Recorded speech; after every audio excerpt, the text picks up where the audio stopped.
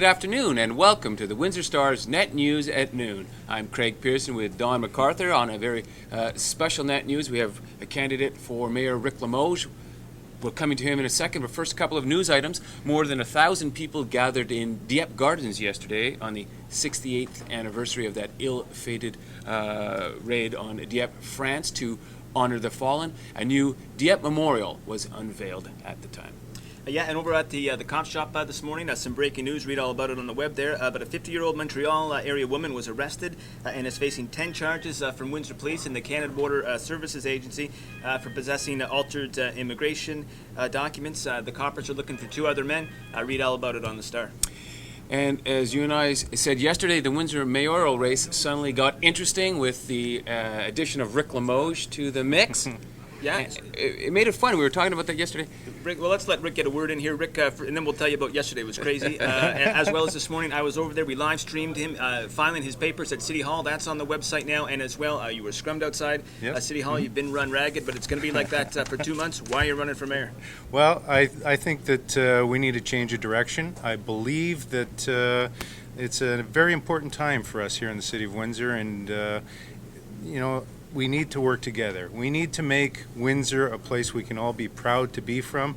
The way I see things is I can see a time when Windsorites will run into people who admit to being from Windsor, and the next thing out of their mouth is going to be, I can't wait to get back there.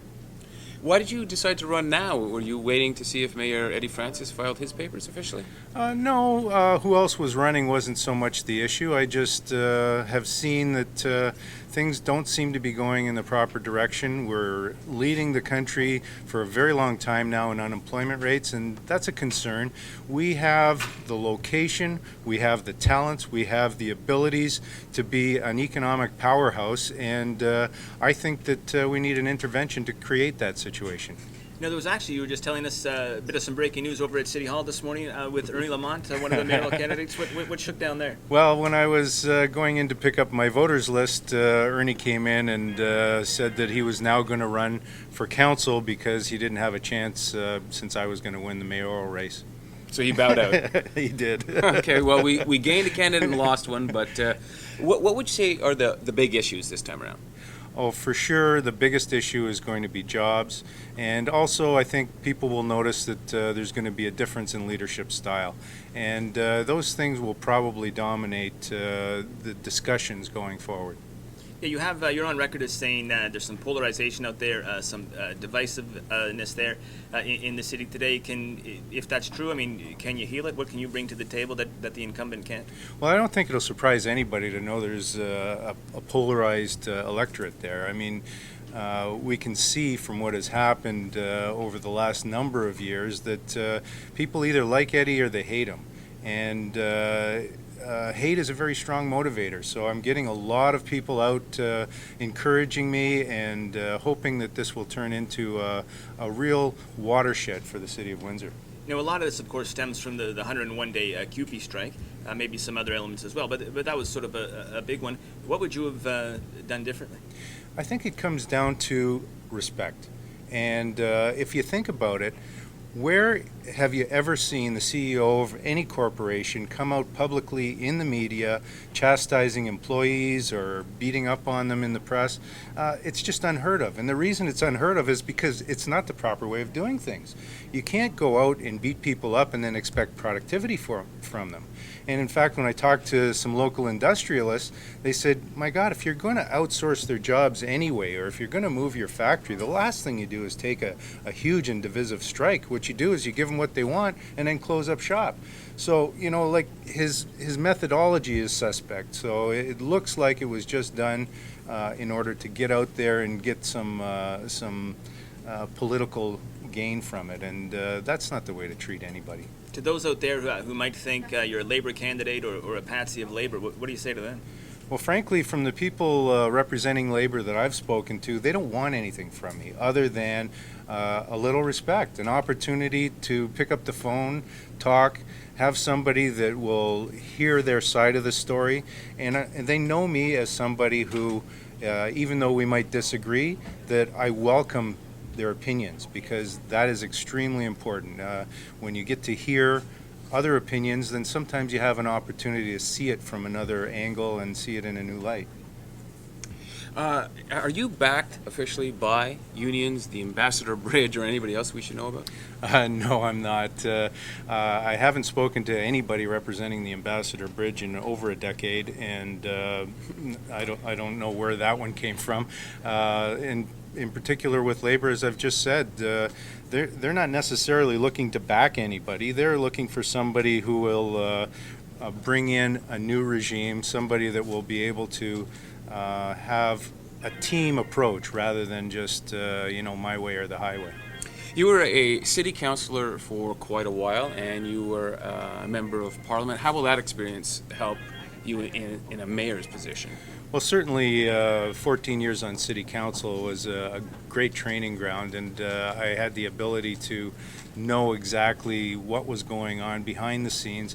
And that's actually what made it very hard for me to sit behind the scenes and watch what's going on, because I read between the lines. I can see what's going on, and it's very disconcerting when you see information being dropped in the lap of councillors and at the last minute when they really need to make important decisions on crucial issues, and to have the information just withheld until the last minute as a control game is not appropriate.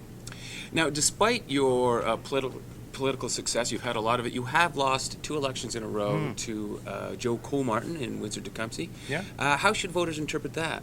Well, I think what I heard in any case from the voters, both going into both of those elections, was that it wasn't that they weren't supporting me. In fact, many of them were very supportive of me personally, but they were upset about something like a scandal that had gone on with regard to operatives within the Liberal Party, if you will.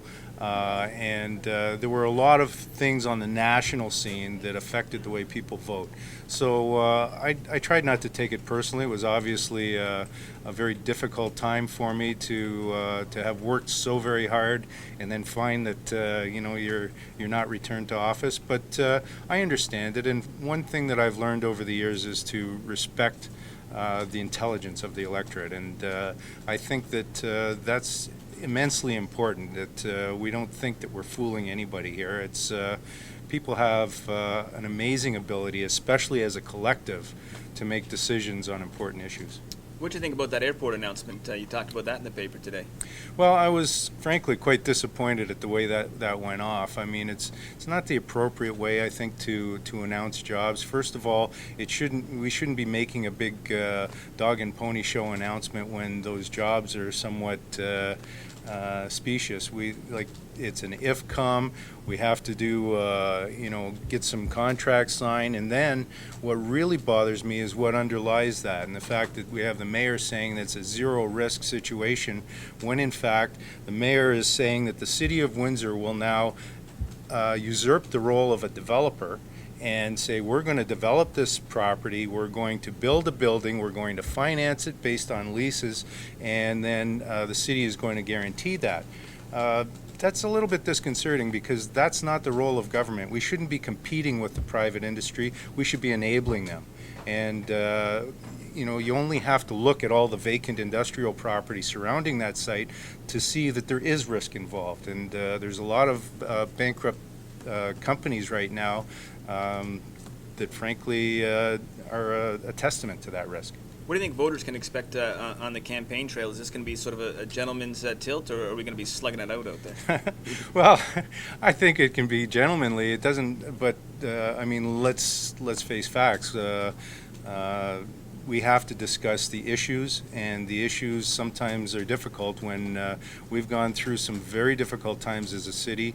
And as I've said, we've had very little in terms of good news over the last decade, and it's time we turn this ship around. Okay, we've got to wrap this up soon, Rick, so any final words or thoughts? No, I'm just looking forward to the debates. I'm looking forward to the opportunity to have engage the people of the city of Windsor in a spirited debate. Thanks for coming on. Thank you. Thank you for coming on. I should add, folks, make sure you check the website. Rick is going to go into another room right now. We're going to participate in a live chat where he's going to answer your questions, so join the debate and make sure you take part online and on your porch. We are the Windsor Star.